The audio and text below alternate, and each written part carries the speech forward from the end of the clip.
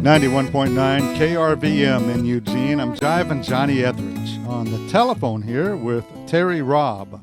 The one single word most often used to describe your guitar style is finger picker, but that's a term that can sort of mean anything from Merle Travis to Tommy Emmanuel. So that's true. How would you describe your own guitar style? Well, I learned from a lot of the old blues guitar players and ragtime guitar players, I listen a lot to people like Charlie Patton and Blind Blake and Mississippi John Hurt for sure, and also John Fahey. And I play with my my right hand. I play with my fingers, and Leighton Hopkins, that kind of thing too as well. So that's how I describe my my approach to playing the guitar. I play all kinds of different kinds of music, but my technique I learned was the blues technique, so it always comes out sounding that way. Kind of like when you hear a classical guitar player playing a rock song, it still sounds kind of like it has a classical thing going to it. You mentioned John Fahey. You recorded with him early on in your recording career. Yeah, I produced him for during the 80s and early 90s, and we did quite a few records together, and played on some of his records as well. But I produced him. Yes, he was a good friend of mine. After you graduated from high school, you attended Portland State University and studied fine arts and music theory, earned a degree. Now, I have to say that I'm reminded of a quote from one of Duke Ellington's musicians. He was auditioning for the band, and Duke said, "Do you know how to read music?" And the musician said, "Well, yeah, but I don't let it interfere with my blowing." Yeah, that's kind of, I can relate to that. Sure, yeah. Yeah, I mean, I wanted to learn more about how music was put together and that sort of thing. I never studied guitar. I just taught myself or went and heard people or had people show me things. But I just kind of studied classical theory. But it hasn't hindered your picking, has it? No, and actually it helped. It helped in terms of composition, in writing music, and in producing other people and getting performances out of people. Years ago, here at KRVM on the Breakfast with the Blues radio program, many years ago, because he's been gone for a long time, I used to regularly get requests from Henry Vestine. I was probably starting my day early in the morning, and he was probably coming home from gigs, and we crossed paths there on the early morning radio show. Sure. Henry Vestine had a little bit to do with your career early on. Yeah, he was my favorite guitar player, my favorite electric guitar player back in the day. I mean, there's all those guys back like Hendrix and Clapton and, the new breed that came out in the 60s. They're not new anymore, and I was a kid, and I liked those guys too, but Henry was my favorite. And Can Heat in general was a big influence on me, the way him and Al Wilson arranged old Delta blues songs and kind of made them a little more modern and added other elements to it. And then Henry and I got to be good friends. And then there was a Fahey connection because he and Fahey were friends from junior high. They both came from Tacoma Park, Maryland, and then wound up in L.A.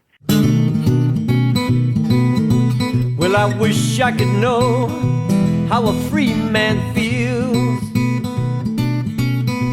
I wish I could know how a free man feels. I would do anything to know how a free man feels. You have released 15 or more albums or CDs under your own name, and you have played on and or produced releases by innumerable other artists. Do you have any particular favorites? Yeah, I mean, other than my own, you mean? Yeah, I would say that the record I did with, the record I did with John Fahey, Let Go, was one I think fondly of.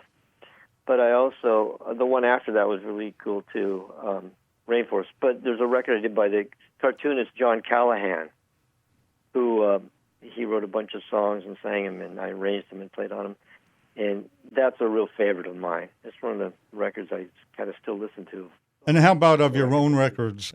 I would say the new one, and I'm not just saying that because it's new, but it kind of represents everything I do, and I really I was happy with what I achieved on the new record, and that one for sure. That album's done quite well for you, and one track in particular, Heart Made of Steel, has charted fairly highly on places like Roots Music Report and Living Blues Magazine. Tell me about that song. Well, Heart Made of Steel was I wrote that song with my dad, and I first recorded it on a record that I did on Burnside Records with an orchestra, a big band. And I just thought I'd do a pared-down version of it. And like I said before, on my way to the studio when I was going to mix the record, I happened to put Jimi Hendrix's Band of Gypsies in the CD player in the car. My car still has a CD player. And I thought, God, this is how this record should sound. And that kind of influenced the way I mixed the record and how I approached the sounds on the record. A live, big sound, and only with acoustic instruments. And we had a little time left over in the studio, and I kind of pulled that song out and said, hey, why don't you guys try this one? And I kind of simplified it a little bit. And then, it made it, the album kind of needed sort of a grinding blues tune, and that fit the part. An old woman told me, said, sit down and listen here. Sometimes a man should cry, don't try to hold back your tears. Sometimes I wish that my heart was made of steel. You've got some dates coming up real soon here in Oregon, and from there it's on to Colorado, and then California, and then Washington State, and Canada, and then back east to New York. Do you spend virtually all of your time on the road? No, I don't. I don't go out for real long stretches. I go out for maybe a week and a half or something like that and come back. And a lot of times my wife comes with me, and that's nice. So it's kind of like not really being away from home. I notice in your tour schedule, in addition to concerts, you offer classes and workshops. I would presume that these are not designed for somebody that just bought a guitar last month and wanted to learn how to play it. No, it's kind of, intermediate to advanced. I mean, you have to kind of know how to, you have to already know how to play the guitar. And I show people how to finger pick or do the monotonic thing like Lightnin' Hopkins, and explain what's going on. And I have, written material that I hand out. And, a lot of times I'll play like a show and it'll be connected with a music store, and in collaboration we put on a workshop. Have you played before at the Majestic Theater in Corvallis? I played there a long, long time ago when it first opened. So, but this is going to be the first time with my band, and we're going to be doing stuff off the new record. I got the guys who recorded on the record coming down with me. And tell me who these people are.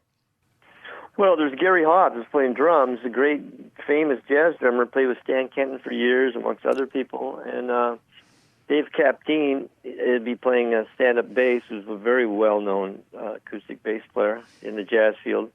And then Adam Skramstad is a guitar player who's worked with me for a while. He's a really great solo guitar player in his own right.